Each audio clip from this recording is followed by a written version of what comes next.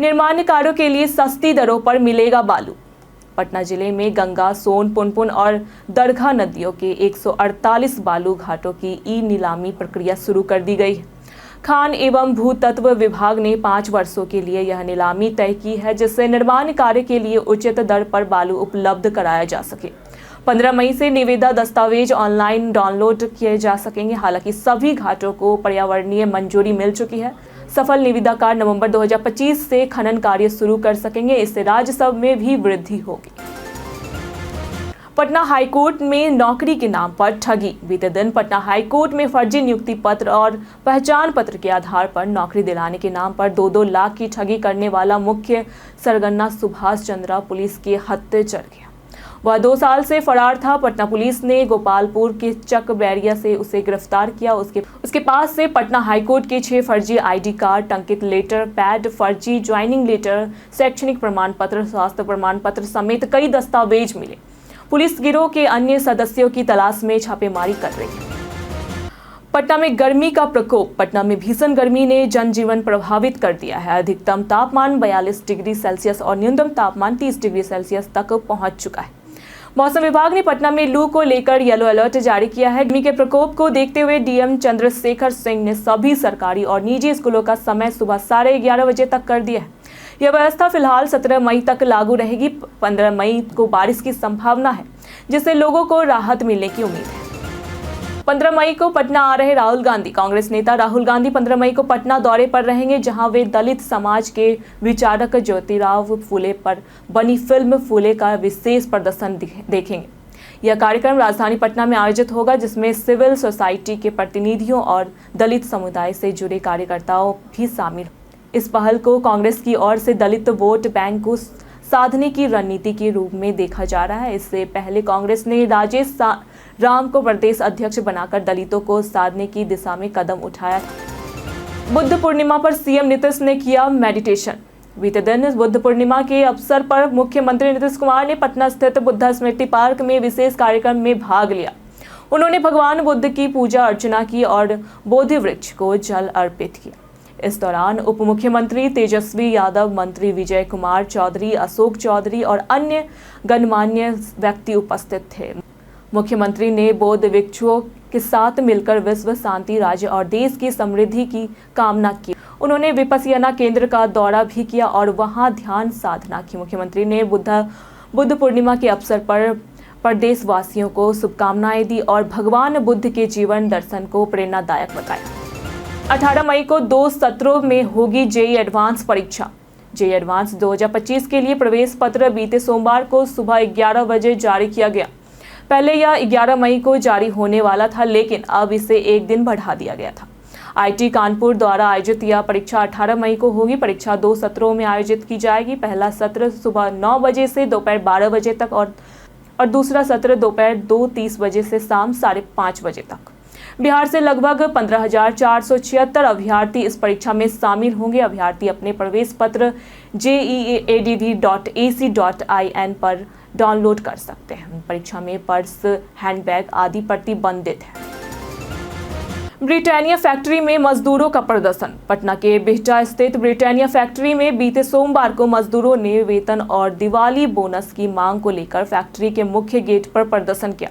उनका आरोप था कि समय पर वेतन नहीं मिल रहा है। प्रबंधन का रवैया तानाशाही है। प्रदर्शन के चलते फैक्ट्री में कामकाज ठप हो गया। स्थिति को संभालने के लिए पुलिस बुलानी पड़ी। कंपनी अधिकारियों ने मजदूरों से बातचीत कर समाधान का आश्वासन दिया, लेकिन मजदूरों ने मांगे पूरी होने तक काम पर लौटने से इनकार कर दिया।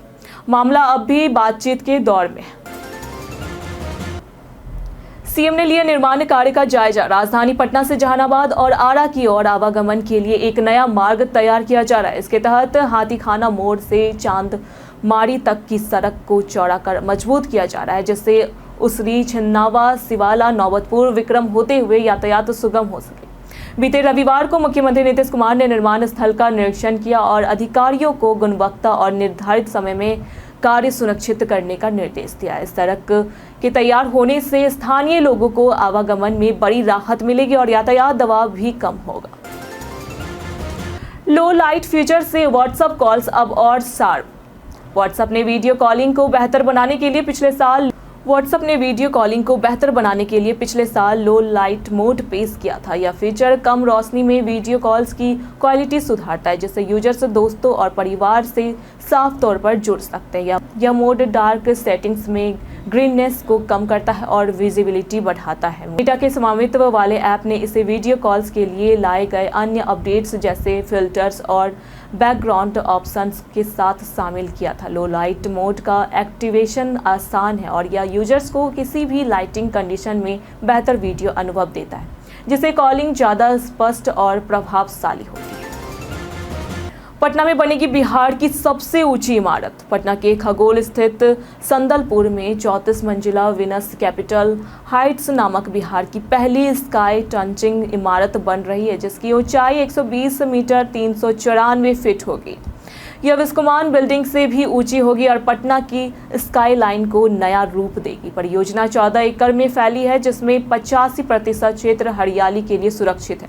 इसमें 10 टावर और 1100 लग्जरी फ्लैट होंगे, जिन्हें हाफिज कॉन्ट्रैक्टर ने डिजाइन किया है। स्मार्ट फीचर्स, ओपन स्पेस और आधुनिक जीवन शैली की सुविधाओं के साथ यह प्रोजेक्ट 2030 से पहले पूरा होने की उम्मीद है। कई कारणों से दर्ज है भारत के इतिहास में आज की तारीख। आज ही के दिन 1952 में स्वतंत्र भारत का पहला सांसद सत्र आयोजित किया गया था। आज ही के दिन 1952 को पहली लोकसभा का गठन किया गया था और इसका पहला सत्र 13 मई को आयोजित किया गया था। आज ही के दिन 1962 में सर्वपल्ली राधाकृष्णन देश के दूसरे राष्ट्रपति बने। आज ही के दिन 1998 में भारत ने पोखरण में 2 परमाणु परीक्षण किए, जो विश्व भर की आलोचना और दबाव के बावजूद किए गए। आज ही के दिन 2001 में भारतीय साहित्य के महान लेखक R.K. नारायण का निधन हुआ। आज के दिन 2016 में संत निरकारी मिशन के आध्यात्मिक गुरु बाबा हरदेव सिंह का निधन हुआ। 2006 में आज के दिन प्रसिद्ध भारतीय चिकित्सक हेमलता गुप्ता का निधन हुआ था। आज पटना के पर्यटन में बात करेंगे बुद्ध स्मृति पार्क की। पटना जंक्शन के पास 22 एकड़ में फैला बुद्ध स्मृति पार्क 125 करोड़ रुपए की लागत से बना है। इसका उद्घाटन 27 मई 2010 को दलाई लामा ने किया और इसे पाटलिपुत्र करुणा स्तूप नाम दिया। इसमें 200 फीट ऊंचा स्तूप है, जिसमें 6 देशों से लाई गई बुद्ध अस्थियां रखी गई है। यह स्थल पूर्व बांकीपुर जेल की जमीन में बना है और बोध गया व श्रीलंका से लाए गए बोधि वृक्ष भी यहाँ लगाए गए। बिहार म्यूजियम में हाईटेक संरक्षण प्रयोगशाला शुरू। बिहार म्यूजियम में अपनी सांस्कृतिक धरोहरों के संरक्षण के लिए अत्याधुनिक संरक्षण प्रयोगशाला की शुरुआत की है। इसमें मिथिला पेंटिंग्स, डैनियल प्रिंट्स और 75 साल से पुराने पुरातात्विक अवशेषों का संरक्षण किया जा रहा है। यह प्रयोगशाला इटली से लाई गई तकनीक से सुसज्जित है और दिल्ली की कंपनी CTS द्वारा स्थापित की गई है। अब राज्य के अन्य संग्रहालयों की वस्तुएं भी यहीं संरक्षित होगी। अधिकारी मानते हैं कि यह प्रयोगशाला कलाकृतियों की उम्र 500 साल तक बढ़ा सकती है, जिससे बिहार की सांस्कृतिक धरोहर की वैश्विक मानकों पर संरक्षित किया जा सकेगा। बिहार ने जल निकाय एटलस जारी किया। बिहार ने देश का पहला जल निकाय गैजेटियर कम एटलस जारी किया, जिसमें 550 नदियों, 1.06 लाख झीलों और तालाबों का दस्तावेजीकरण किया गया है।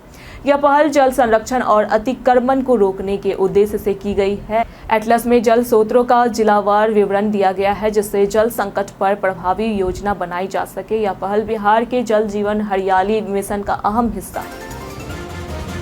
बीते दिनों जिन्होंने हमारे वीडियो पे लाइक और कमेंट किए थे, उनके नाम है ध्रुव कुमार, नेहा कुमार, निशांत कुमार, सचिन राज, संजीव कुमार, अब्दुल सलाम, अर्चना सिंह, पप्पू सिंह, मुन्ना सिंह, बबलू कुमार। इसी के साथ बढ़ते हैं आज के सवाल की ओर। पिंक बस में महिला ड्राइवर नहीं, क्या ये महिला सशक्तिकरण अधूरा है? आप अपना जवाब हमें हमारे कमेंट सेक्शन में लिखकर जरूर बताएं। आज के लिए फिलहाल इतना ही। पटना की तमाम खबरों के साथ बने रहने के लिए देखते रहे प्योर पटना। साथ ही अगर आप YouTube चैनल पर देख रहे हैं तो चैनल को सब्सक्राइब करें और बेल आइकन दबाना ना भूलें।